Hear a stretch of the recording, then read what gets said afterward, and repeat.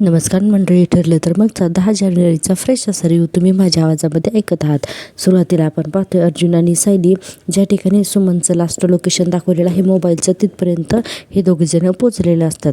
आता अर्जुन आणि सायली म्हणत असतात की अरे सुमन काकूचं लास्ट लोकेशन तर इथं जवळपास कुठं आहे. सायली म्हणते म्हणजे सुमन काकू इथेच आसपास कुठं तरी असतील ना. अर्जुन म्हणतो या आय होप, चल पुढे जाऊया. आता इतक्यातच त्यांना तिथे इन्स्पेक्टर सावंत आणि काही पोलीस सापडतात. आता अर्जुन तिथे जातो आणि म्हणतो काही अपडेट आहेत का. पोलीस म्हणतात नाही, आम्ही सगळा परिसर चेकच करत होतो आणि शिवाय आम्ही आजूबाजूच्या गल्लीतसुद्धा चौकशी सुरूच ठेवतोय. अर्जुन म्हणतो मला सांगा सुमन काकूंचा मोबाईल इथे येण्या अगोदर कुठे कुठे ट्रॅव्हल झाला हे कळेल का. पोलीस म्हणतात हो, पण त्या गोष्टीसाठी जरा वेळ लागेल, आपण विवेक काढेल, आपल्याला हे सगळं सांगावं लागेल. अर्जुन म्हणतो ठीक आहे सांगा मग. आता पोलीस तिथून निघून जातात. आता अर्जुन आणि सायली म्हणत असते की तुम्हाला आठवतंय सुमन काकूने आपल्याला सांगितलं होतं की नागराज काकांचा पाठलाग करताना त्या अशा काही सुनसान ठिकाणी येऊन पोचल्या होत्या, अगदी निर्जळ ओसाड ठिकाणी, अगदी वेशीजवळ. अर्जुन म्हणतो राईट. अर्जुनला हे सगळं आठवायला लागतं. अर्जुन म्हणतो राईट, म्हणजे आता ही तीच जागा असेल. आता सायली म्हणते म्हणजे याही वेळेला त्या नागराज काकांचा पाठलाग करत तिथे आले असतील का. आता असं म्हणून अर्जुनला पण जरा विचारच करायला लागतो. हा अर्जुन. सायली पुढे म्हणते याचाच अर्थ काल नागराज काका त्यांच्या घरातून आधी बाहेर पडले, त्यानंतर सुमन काकूंनी काहीतरी कारण काढून प्रतिमा त्यांनी रविराज काकांना आपल्या घरी पाठवलं आणि त्यानंतर त्या नागराज काकांचा पाठलाग करायला सगळ्यात नंतर त्या बाहेर पडल्या. आता आज सायलीने खूपच चांगलं डोकं लागवलेलं आहे. आता अर्जुन म्हणतो राईट, म्हणजे सुमन काकूला नागराज काकाला फॉलो करायचं होतं आणि तो कुठे जातोय हे तिला पाहायचं होतं. आता असं म्हणल्यानंतर या दोघांना सुद्धा आता सुमनच्या सगळ्या प्रवासाचा जो आहे तो थोडासा अंदाज आलेला आहे आणि सायलीचा अंदाज आज बरोबर ठरलेला आहे. आता आपण बघतोय लगेचच दुसरा सीन. आता दुसऱ्या सीनमध्ये आपण पाहतोय अश्विन रूममध्ये फेऱ्या मारत असतो आणि प्रिया बेडवरती बसलेली असते. आता प्रियाला अश्विन फेऱ्या मारतोय ती काही आवडत नाही. प्रिया म्हणत असते अश्विन प्लीज अरे अशी तू फेऱ्या मारू नकोस ना रे, मला ना असं गरगरल्यासारखं होतंय रे, तू शांतपणे बस नाही तर बेडवरती बस, असं म्हणत असतो. अश्विन म्हणतो कसा बसू, नागराज काकांनी जे काही केलंय तर ते इतकं हॉरिबल आहे ना की माझा विश्वासच बसत नाही आहे की हे सगळं नागराज काकांनी केलं आहे म्हणून. आणि पुढे म्हणतो मला ना डायजेस्टच करता येत नाही ते. अगं आपल्या दोन्ही घरामध्ये आमच्यावरती एवढे चांगले संस्कार केले गेलेत, स्त्रियांचा आदर कसा करायचा हे शिकवले, आणि नागराज काका एवढ्या खालच्या पातळीवर कसा काय जाऊ शकतो ना हे मला कळतच नाही आहे. आता अश्विन सुद्धा नागराजच्या कृतीमुळे संतापलेला असतो. प्रिया म्हणते हो ना, मलाही खूप शॉकच बसलाय. आता अश्विन म्हणतो दादा आणि सायली तर म्हणतात की नागराज काकांनी सुमन काकूला कुठंतरी नेलं असणार. आता तर बिचारी सुमन काकू, असं अश्विन म्हणत असतो. अरे सुमन काकू तर इतकी साधी आणि बोळी ना, ती इतकं टेन्शन आलं आहे ना मला की नागराज काकांनी खरंच तिला काही केलं तर नसेल ना. आता प्रिया नुसतं वाकडं तोंड करून एक्सप्रेशन देत असते अश्विनला, जसं काही हिला काही माहितीच नाही, आणि मनात म्हणते अरे नागोबाची एक एक लपडी मन तुला कळली ना तर तुला हार्ट अटॅक येईल, असं प्रिया म्हणत असते. आता अश्विन पुढे म्हणतो मला ना आता हळूहळू दादा आणि सायलीचं पटायला लागलेलं आहे. हे प्रकरण फक्त दादाला मारण्या इतपत मर्यादित नाही आहे, हे प्रकरण फक्त बायकोला मारणे इतपत मर्यादित नाही आहे, कारण त्या नागराजची मैत्री ना त्या महिपतशी आहे, असं आता अश्विन बोलून जातो पटकन. आता प्रियाच्या लक्षात येतं ना की याला पण कळले, म्हणून पुढे अश्विन म्हणतो सुमन काकू गायब होण्यामागे महिपतचा तर हात नसेल ना. आता हे सगळं जे आहे ना तर ती फक्त प्रिया ऐकत असते अश्विन काय काय बोलतोय ते. आता अश्विन म्हणतो दादा आणि सायली प्रतिमा त्याच्या खोट्या डेड बॉडीचा जेव्हा तपास करायला माझ्याकडे आले होते ना, असं म्हणून आता अश्विन एकदम गप्प बसतो. त्याला कळते की अरे यार हे तर सांगायचं नव्हतं. इतक्यात प्रिया म्हणते एक मिनिट काय म्हणालास तू, आईच्या खोट्या डेड बॉडीचा तपास म्हणजे काय म्हणायचं आहे तुला. आता अश्विनला लगेच लक्षात येतं. आता अश्विन लगेचच विषय मारून नेतो आणि त्याला लक्षात येतं की सायलीने सांगितलेलं असतं की हे जर का सायलीला समजलं तर प्रियाचा जीव जाईल म्हणून. आता सायलीने दिलेली धमकी जी आहे तर ती अश्विनला चांगलीच पत्ती पडलेली असते. आता लगेच अश्विन म्हणतो नाही मी हिला यात काही इन्व्हॉल्व नाही करू शकत, कारण महिपतने हिलाच काही केलं तर. आता प्रिया म्हणते अश्विन अरे सांग ना काय विचार करतोय. अश्विन म्हणतो नाही ग, कशाला ते परत तपास करतील, नाही काही नाही. अगं ते 2 वर्षांपूर्वी ती डेड बॉडी प्रकरण झालं नव्हतं का, मग ती डेड बॉडी सापडली होती ना, तेव्हा आम्ही तपास करत होतो, तेव्हा मला असं एकदम आठवलं गं. आणि पुढे म्हणतो, अगं मला ना एक महत्त्वाचा कॉल करायचा आहे गं, तो मी करून घेतो हां, विसरलोच होतो मी, असं म्हणून अश्विनी आता रूममधून निघून जातो.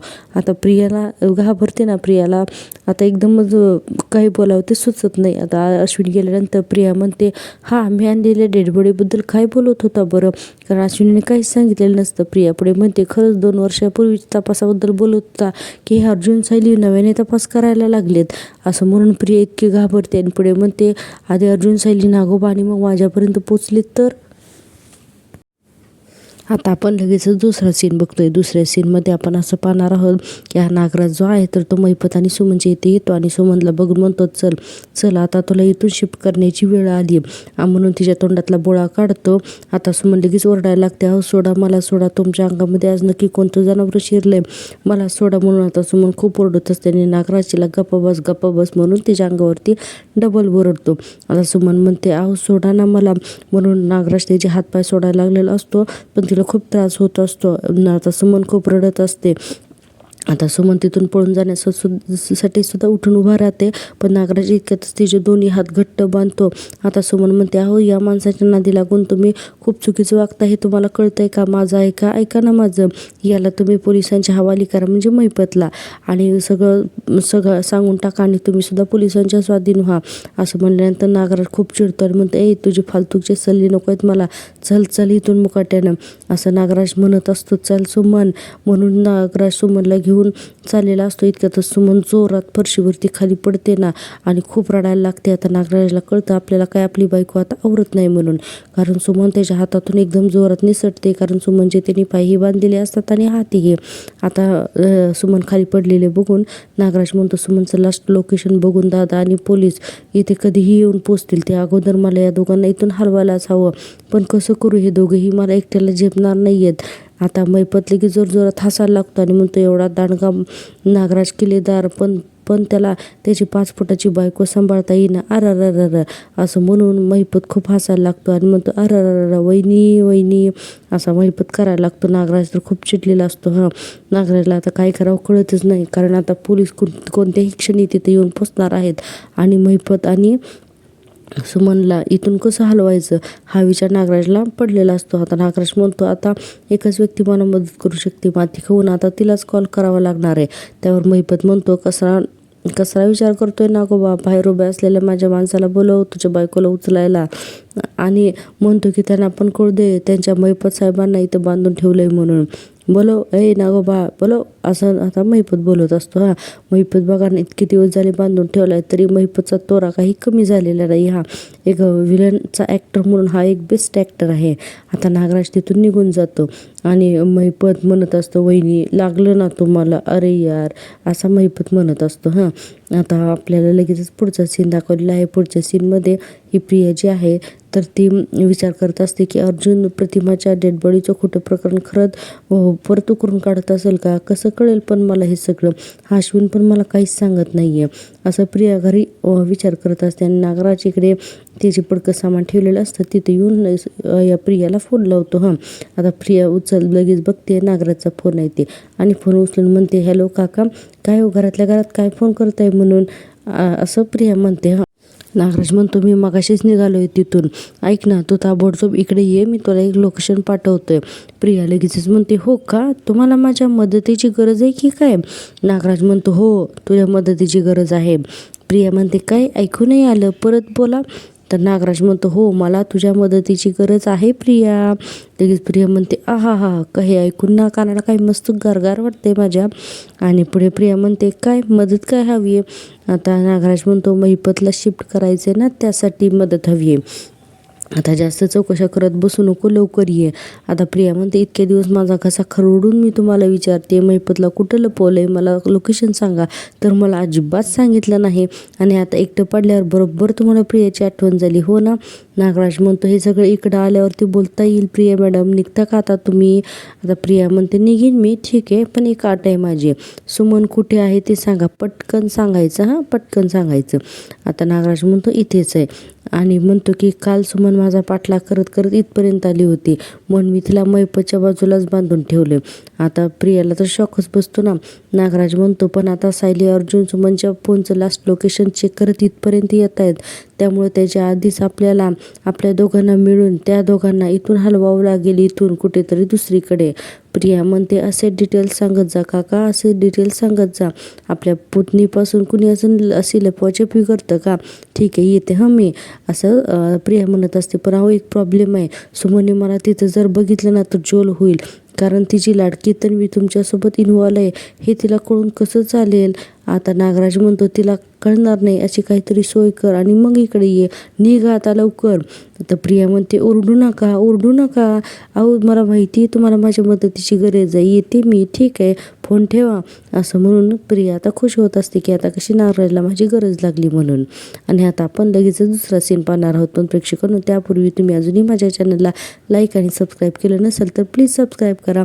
आपल्या चॅनल मॉनिटाईज होण्यासाठी तुमच्या हेल्पची खूपच गरज आहे. आता आपण पाहतोय दुसरा सीन. आता आपण दुसऱ्या सीनमध्ये बघतोय की ही प्रिया जी आहे तर ती पटापट आवरून घराच्या बाहेर पडलेली असते. इतक्यातच पूर्णाजी तिथे येतात आणि म्हणतात कुठे चालली आहेस तन्वी तू? आता प्रिया लगेच घाणतोंड करते आणि पाठीमागून ओळून बघते आणि म्हणते पूर्णाजी अगं जाणाऱ्या माणसाला असं विचारायचं नसतं ना कुठे चाललीस म्हणून, त्यामुळे कामं होत नाहीत. त्यावर प्रतिमात्या म्हणतात तुझी बाहेरची कामं न झालेलीच बरी आहेत आणि या घरची तुझी सून म्हणून जी कामं आहेत तर ती तर कधी करताना मला दिसली नाहीस. प्रिया म्हणते घरच्या कामांमध्ये लुडबुड करायची नाही, असं तुझ्या मोठ्या सुनेचा आदेश आहे ना मला. त्यावरती पूर्णाजी म्हणतात पण आता मी तुला आदेश देते, मला हवं असेल तेव्हा तू घरातल्या कामांना हातभार लावायचाच. प्रिया म्हणते अगं तुला हवं असेल तेव्हा म्हणजे ही पण एक शिक्षाच झाली ना. पूर्णाजी म्हणतात अगदी बरोबर, काय आहे ना की आता सगळा स्वयंपाक सगळं तयार आहे, फक्त पोळ्या करायच्या राहिल्या तर त्यात तू कर जा. आता असं म्हणल्यानंतर प्रिया लगेच चिडते आणि म्हणते पूर्णाजी ऐक ना गं, माझं एक महत्त्वाचं काम आहे, ते आले ना ते काम करून मी आले ना की मग पोळ्या करते, चालेल का? पूर्णाजी म्हणतात नाही चालणार, हे कामसुद्धा महत्त्वाचं आहे, जा कणिक मळायला घे आणि कणकेचा चिखल किंवा दगड करायचा नाही हं. प्रिया म्हणते पूर्णाजी प्लीज आज पोळ्या विमलला करू देत ना. पूर्णाजी म्हणतात तिला बाकीची बरेच काम आहेत आणि सायली तिची कामं आटपून मग बाहेर पडलेली आहे, तुला एक काम सांगितलं तर किती वाद घालतीस ग तू, जा म्हणाले ना मी. प्रिया म्हणत असे पूर्णाजी ऐक ना. आता त्या म्हणतात जा म्हणते ना एकदम. प्रिया मनातल्या मनात म्हणते ही म्हातारी काय गेली जन्मी मांजर होती का काय, जर वेळेसच मला कशी अडवते ही, आणि विचार करत असते. पूर्णाजी म्हणतात तन्वी जातीयस ना? प्रिया म्हणते हो जाते म्हणून. आणि आता ही प्रिया घरामध्ये जाते पोळ्या करण्यासाठी. आता आपण दुसरा सीन बघतोय. दुसऱ्या सीनमध्ये अस्मिता तिच्या बेडरूममध्ये रडत बसलेली असते आणि आता तिथे त्या कल्पनाताई येतात आणि म्हणतात अस्मिता अगं अस्मिता तू परत रडत बसलीस घरामध्ये. तेव्हा अस्मिता म्हणते मामा आपल्या घरामध्ये जे काही चाललंय ना ते नाही ग बघवत आहे मला. अस्मिता म्हणते आपण सगळे किती आनंदात होतो ना गं, कुणाची दृष्ट लागली असेल ग आपल्याला. कल्पनाताई म्हणतात अगं असं काही नाही आहे. अस्मिता म्हणते नाही कसं, एकामागोमाग एक वाईट गोष्टी घडतायच. नागराज काकांनी जे केलं ते किती भयंकर आहे ना गं. आणि पुढे म्हणते की आणि सचिन पण तितकाच वाईट निघाला गं. अस्मिताला खूप मोठा धक्का बसलेला असतो. अस्मिता म्हणते मम्मा सचिन त्या मुलीबरोबर जे काही करत होता हे माझ्या डोळ्यासमोरच जात नाही आहे गं, मग सतत माझ्या डोळ्यात पाणी येतं गं मम्मा. अस्मिता कल्पनाताई म्हणतात तुला मी किती वेळा सांगितलं, आता तू फक्त तुझ्या बाळाचा विचार करायचाच, बाकी कुठलाही नाही. इतक्यातच सचिन तिथं अस्मी म्हणून येतो आणि म्हणतो अस्मी ते. अस्मिता लगेच रागाने त्याच्याकडे बघत म्हणते मम्मा याला इथून जायला सांग. आता असं म्हणल्यानंतर आता सचिन आश्चर्याने तिच्याकडे बघत असतो. आता कल्पनाताई म्हणतात तुला ऐकू आलं नाही का, तू अस्मिताला इथं नको आहे. सचिन म्हणतो मम्मा ही माझी पण खोली आहे. अस्मिता म्हणते नाही हे माझं माहेर आहे आणि ही रूम माझी आहे. आता कल्पनाताई म्हणतात हे बघ तू अस्मिताला आणखीन त्रास देऊ नकोस हां, आता प्लीज इथून निघून जा, तू तुझं सगळं सामान घे आणि गेस्ट रूममध्ये शिफ्ट हो. आता असं कल्पनाताईंनी सांगितल्यानंतर सचिनला थोडा शॉकच बसतो आणि आपण हा सीन अर्धवटच सोडून लगेच दुसरा सीन दाखवलेला आहे.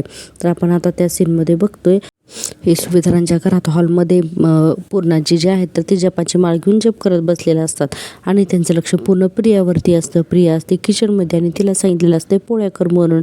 आता प्रिया जे आहे तर ते गव्हाचं पीठ परातीमध्ये घेत असते आणि धडाधड फेकत असते, म्हणजे हे सगळं असं दाखवले की ती काही व्यवस्थित काम करत नाही म्हणून. आता ते पीठ जास्त घेतलेलं बघून आता विमल येते आणि मग ते पीठ जास्त झाले थोडं पाणी घाला, तर ही प्रिया इतकं मोठं पाणी घालून ठेवते. आता विमल म्हणते अहो किती पाणी घातलं, ते थोडं पीठ टाका आता असं म्हणत असते. आता प्रिया पुन्हा त्याच्यामध्ये पीठ टाकते आणि त्या कणकेचं काय वाटोळं करते देवत जाणे.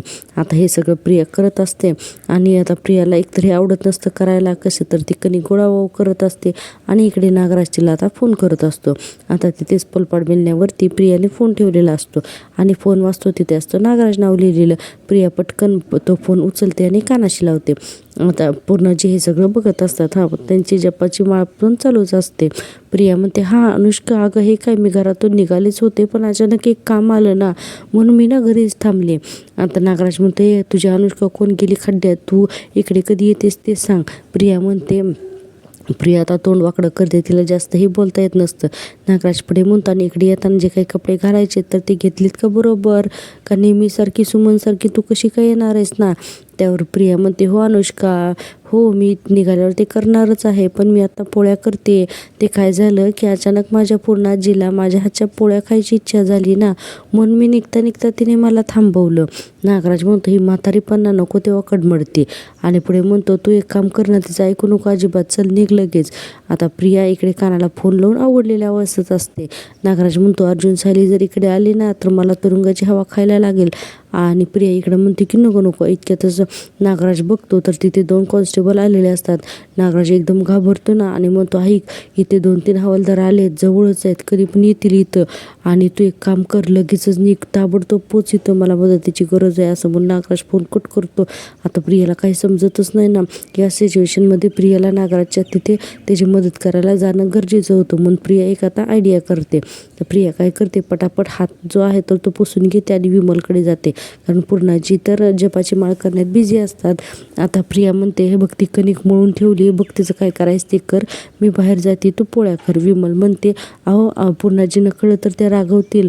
मग प्रिया म्हणते, मग माझ्याकडून सॉरी म्हण तिला. आणि म्हणते एकदम गप्प बसायचा. आणि असं म्हणून आवाज न करता प्रिया अगदी दबक्या पावलांनी येते आणि पूर्णाजीच्या समोर टेबलवर असलेली तिची पर्स उचलते आणि तिथून फरार होते. पूर्णाजींचं लक्ष नसतं, ते हात जोडून जपमाळ करत असतात. पुन्हा आपण दुसरा सीन पाहतोय, तो म्हणजे सचिनचा. सचिन म्हणतो, मम्मा आपण ते नंतर करू, पण मला ते अस्मिताशी बोलू द्याल का. प्लीज. अस्मिता म्हणते, मम्मा मला आता इथे घुसमटायला लागलंय, चल चल आपण वॉकला जाऊयात का. आता कल्पनाताई म्हणतात, हो ठीक आहे म्हणून. आता लगेचच होत्या कल्पनाताई हो म्हणतात. आता दोघीही बेडवरून उतरायला लागलेलेच असतात. आता सचिन जो आहे तर तो म्हणत असतो, अस्मी सावकाश, उगीच प्रेम असल्याचं नाटक करत असतो.